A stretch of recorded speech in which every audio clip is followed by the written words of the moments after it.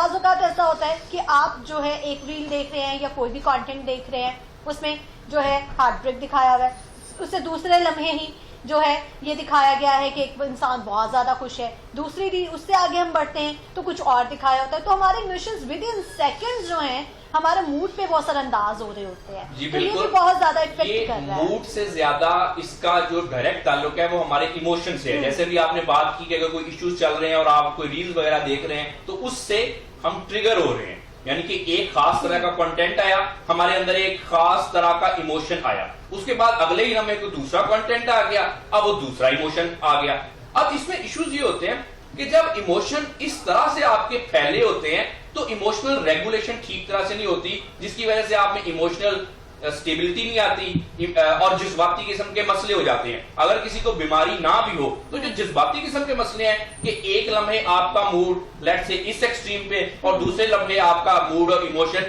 دوسرے ایکسٹریم پہ، یہ جو سوشل میڈیا میں چھوٹی چھوٹی ریلز کو جلدی جلدی ہم کنکلوڈ کر لیتے ہیں. اس کے بعد کیا ہوتا ہے کہ پھر کچھ لوگوں کی عادت ہوتی ہے کہ وہ اس کنٹینٹ کو اپنے ساتھ ریلیٹ کر رہے ہوتے ہیں اپنے ایکسپیرینسز کے ساتھ، جو کہ بالکل ایک نارمل چیز نہیں ہے، کیونکہ جس نے بھی سوشل میڈیا کا جو کنٹینٹ ہے وہ آپ کی ریئل لائف کے ساتھ عام طور پہ ریلیٹ نہیں کرتا. جس چیز میں کوئی شخص اسٹرک ہوتا ہے وہ اس کو سارے سوشل میڈیا کو اسی اینگل سے دیکھ رہا ہوتا ہے، اپنے مطلب نکال رہا ہوتا ہے اور اس کے بعد اپنی ہی جسٹیفیکیشن اور انٹرپریٹیشن کرتا ہے، جس کا الٹیمیٹلی افیکٹ کیا ہوتا ہے، ہماری ایموشنل ڈس ریگولیشن ہو جاتی ہے، جذباتی مسئلے آگے.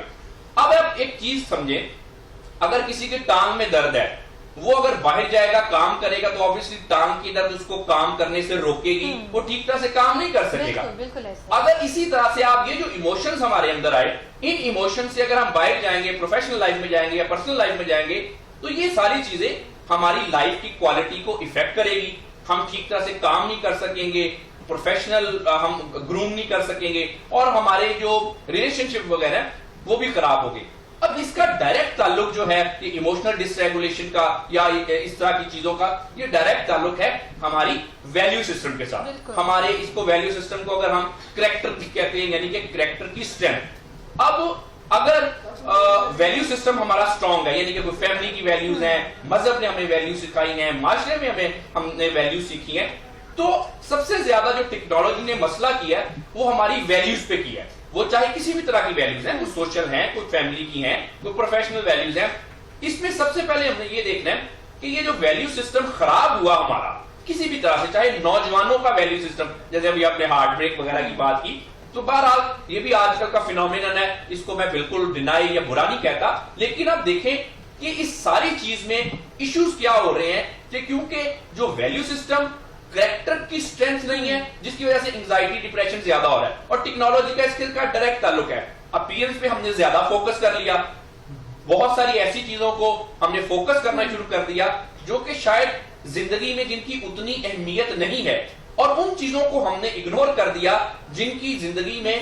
زیادہ امپورٹنس ہے. اب ہوگا کیا جب آپ ان امپورٹنٹ چیزوں کی طرف جائیں گے، امپورٹنٹ چیزوں کو مس کریں گے، اور پھر ویلیو سسٹم بھی اتنا ڈیولپ نہیں ہوا، technology and all that different factors کی وجہ سے، تو ہوگا کیا،